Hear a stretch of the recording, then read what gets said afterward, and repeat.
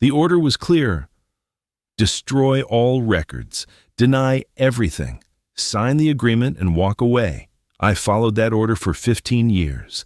15 years of nightmares, 15 years of watching public officials and stand in front of cameras and lie with perfect confidence. 15 years of knowing exactly what sits in those classified vaults beneath the Pentagon and saying nothing. But last month, I watched a sitting United States congressman tell the world he had been shown footage that defies physics, and something inside me broke. My name is Daniel Mercer. I am a former senior intelligence analyst. I spent 11 years working inside the Pentagon's most classified program on unidentified aerial phenomena. Today, I am going to tell you everything. I want to start by telling you who I am, because when what you are about to say sounds like science fiction, credibility is the only currency you have. I grew up in Roanoke, Virginia. My father was a career Army man, 22 years, retired as a master sergeant. By the time I graduated from the University of Virginia in 1989 with a degree in electrical engineering, the path already felt obvious. I spent 4 years as an Army signals intelligence officer before transitioning to the civilian side of the Defense Intelligence Agency. That was 1994. Over the following 13 years, I worked my way up through layers of clearance that most people outside the classified world do not know exist. Bosnia, the Gulf, the early years of Iraq. I was not some starry-eyed outsider chasing UFO stories. I was a 38-year-old intelligence professional with 2 decades inside the system, a wife, a daughter in middle school, a mortgage, and absolutely no expectation that my career was about to fundamentally change. That is when they brought me into AATIP. For those unfamiliar, the Advanced Aerospace Threat Identification Program was a classified Department of Defense initiative.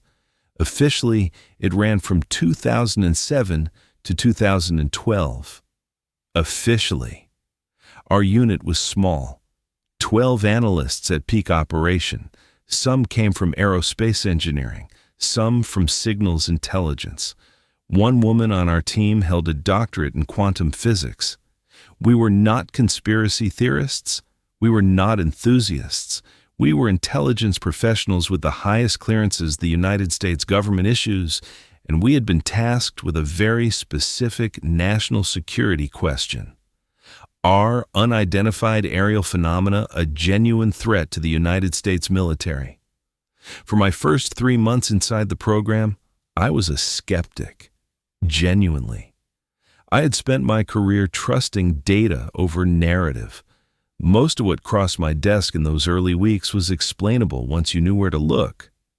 Atmospheric anomalies, misidentified experimental drone platforms from allied nations, sensor glitches during high magnetic interference events. I began to wonder quietly whether AATIP was an expensive solution to a problem that did not really exist. Then, in February of 2008, a file arrived at my station. The cover sheet was stamped "Top Secret" with a code word compartmentalization I am not going to repeat here. The label read simply, Incident Response Package, USS Nimitz, November 2004. I had heard rumors about the Nimitz. Everyone in our building had heard something. But a rumor and 1,700 pages of documentation are very different things. I took the file to a secure reading room, sat down, and did not leave for 4 consecutive days. What the Nimitz package documented was extraordinary. For approximately 12 consecutive days in November of 2004, the USS Princeton, an advanced Navy-guided missile cruiser operating off the coast of Southern California, had tracked between 10 and 24 objects daily on its AN/SPY-1B radar system. These objects descended from approximately 80,000 feet to sea level in under 1 second. 1 second. That is a vertical drop of 15 miles in less time than it takes to blink. 3 independent technical review teams had examined the radar data and confirmed it was not instrumentation error. 2 Navy pilots were dispatched to intercept, Commander David Fravor and Lieutenant Commander Alex Dietrich. Their debrief transcripts were in the package. I read every word. They described a 40-foot white oval object hovering without visible propulsion above a disturbance in the surface of the ocean. When Fravor attempted to close distance with the object, it accelerated to a preset rendezvous point 60 miles away in under 2 seconds. It had tracked the fighter's intended intercept route before the pilot had fully committed to it. The object then appeared on the radar of a second aircraft positioned precisely at that location. I sat with those transcripts for a long time. Military sensor data does not fabricate encounters of this complexity. Radar systems operated by trained Navy personnel with long careers and significant reputations at stake do not collectively malfunction in ways that produce coherent, multi-sensor, corroborated incident packages. I drove home that night at 2300 hours. My daughter was asleep. I sat at the kitchen table and I looked at a photograph on the refrigerator. My wife, my daughter, our dog, all of us smiling at a state park in Colorado the previous summer. And I thought something I had never thought in 20 years of intelligence work. We are not the only intelligence in this solar system. Whatever was in that file, it was not ours. Over the next 3 years, I reviewed 47 additional incident packages. Some were minor. Radar contacts lasting seconds, objects tracked briefly and lost before a second sensor could confirm, easily dismissed by someone who had not seen the Nimitz file. But others were not minor. There was a 2013 radar incident from a destroyer operating in the North Atlantic. The ship's sonar tracked an object moving through the water at approximately 300 knots. 300 knots. Nothing the United States Navy operates, nothing any Navy operates, can move through water at that speed. A nuclear submarine under emergency conditions can reach approximately 25 knots.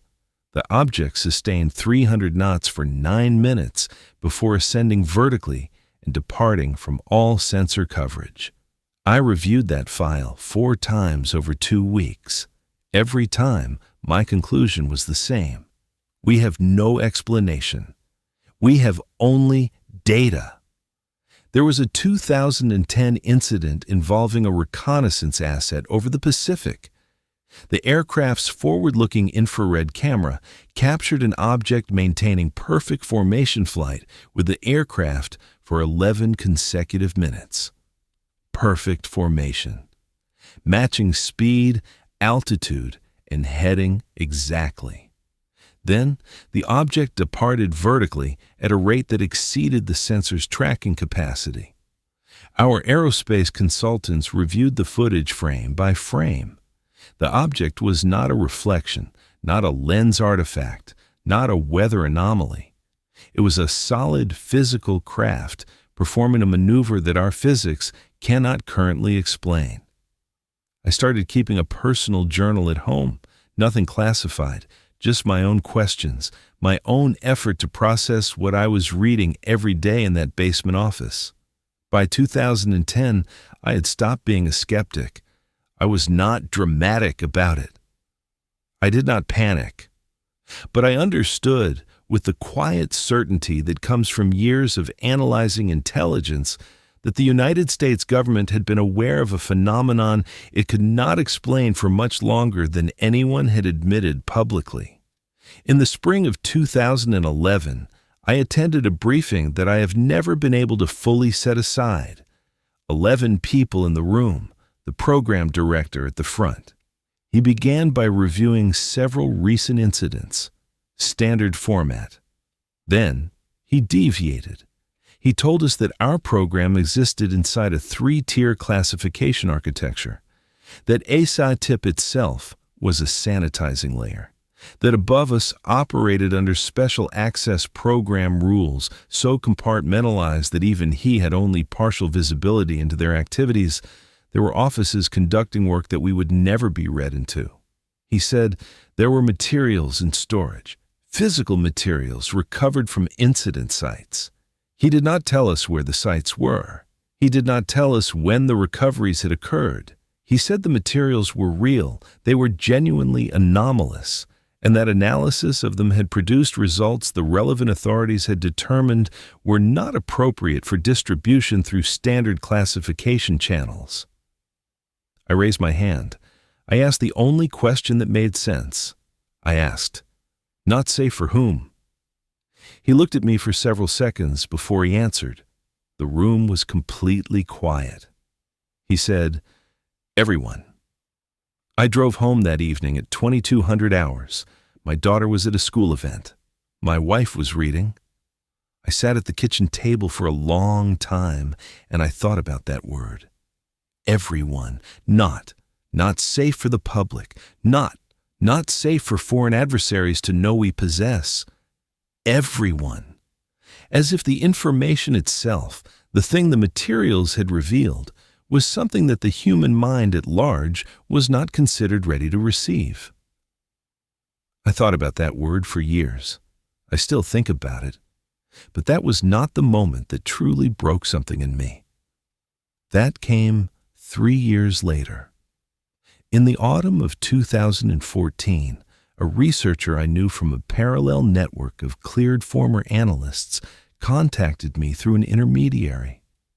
She had been filing Freedom of Information Act requests on a specific 2008 radar incident for nearly 3 years.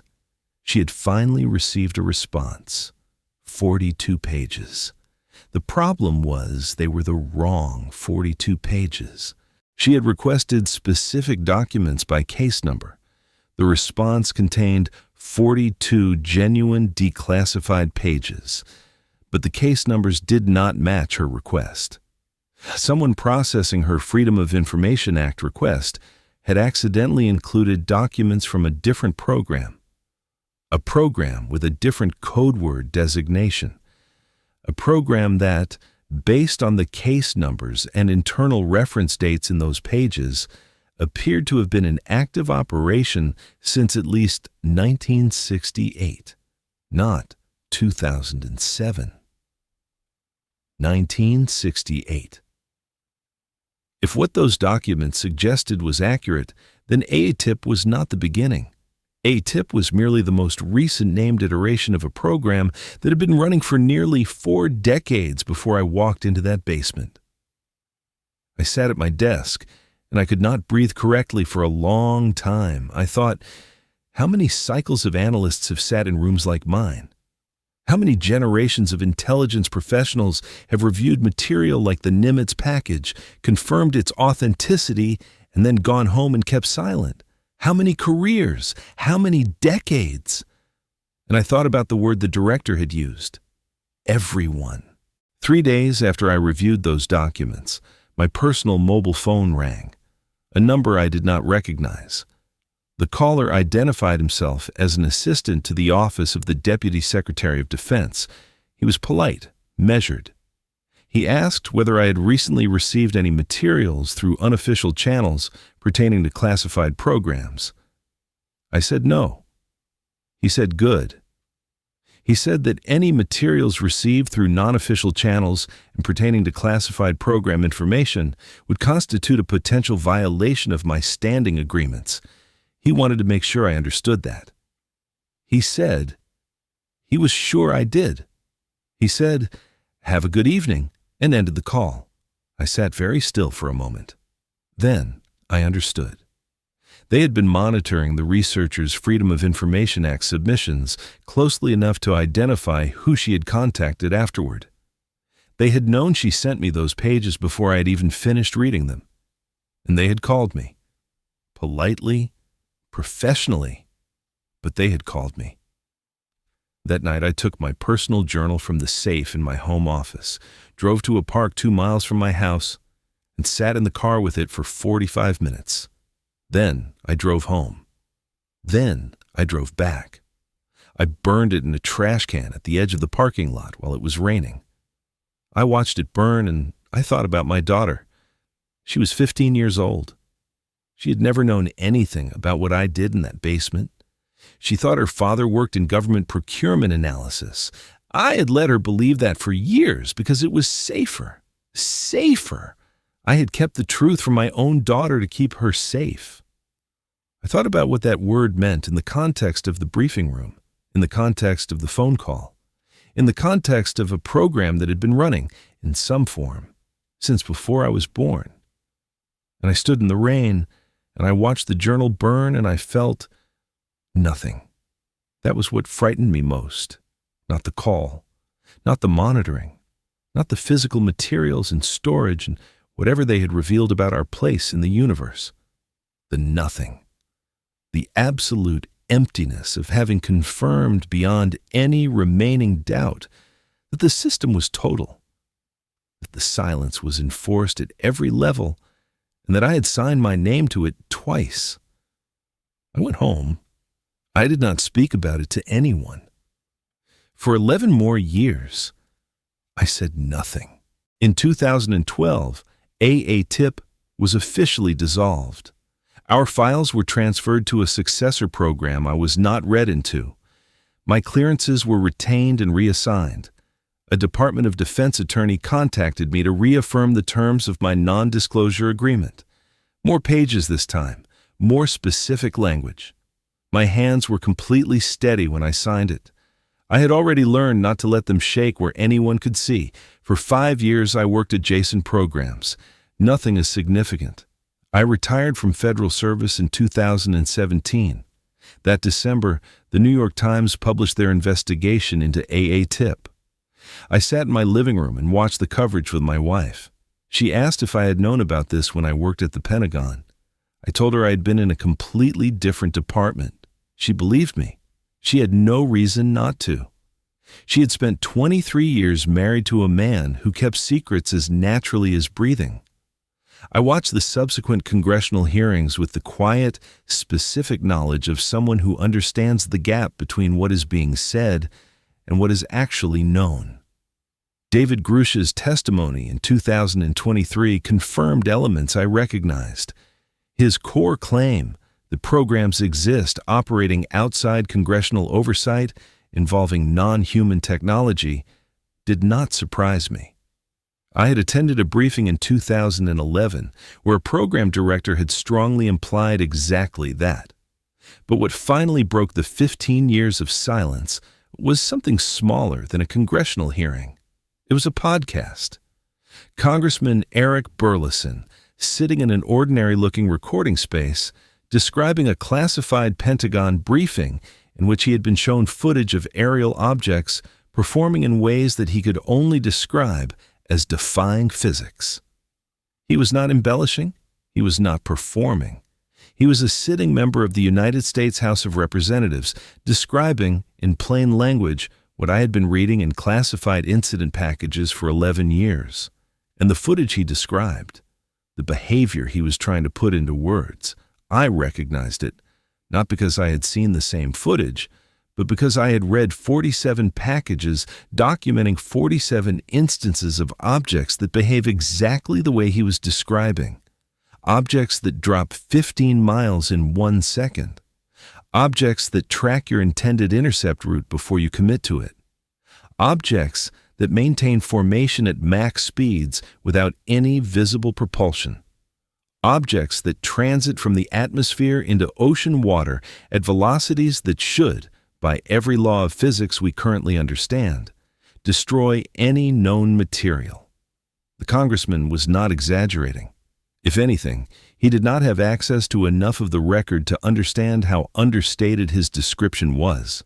And I thought, if a sitting member of Congress can say this publicly on a recorded platform accessible to hundreds of thousands of people and remain in office the following morning, then maybe the window has shifted. Maybe the architecture of enforced silence that I watched burn a journal for, that I signed my name to twice, that I built 15 years of careful professional behavior around. Maybe it is not as total as it was. My wife passed away in 2023. My daughter is grown. She has a daughter of her own now. I sat with my granddaughter last summer at that same state park in Colorado, and I looked at her and I thought about the photograph on the refrigerator, about everything I had not said for 15 years, about the word everyone and what it means. She is 7 years old.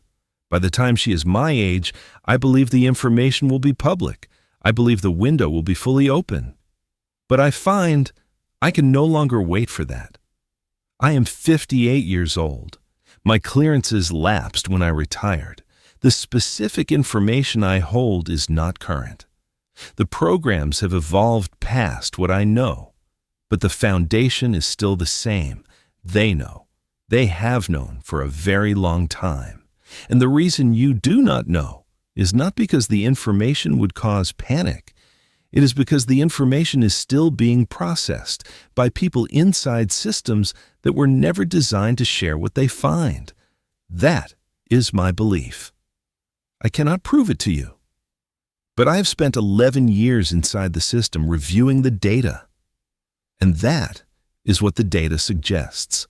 This is my testimony. It is incomplete because memory is imperfect, and because there are specific details I genuinely cannot discuss under agreements I have honored even now. But every word of it is true. If you are watching this and you have worked inside any of these programs at any level, and you have wondered what the right thing to do is, know that you are not alone. There are more of us than the silence makes it seem. Subscribe to this channel if you want to hear more cases like this one. Cases that the official record works very hard to make invisible. We investigate what others will not touch. And I want to ask you one question in the comments below. If you had seen what I saw, if you had reviewed those 47 incident packages and sat in that briefing room and heard that word, everyone, how long would you have stayed silent? What do you think is in those vaults?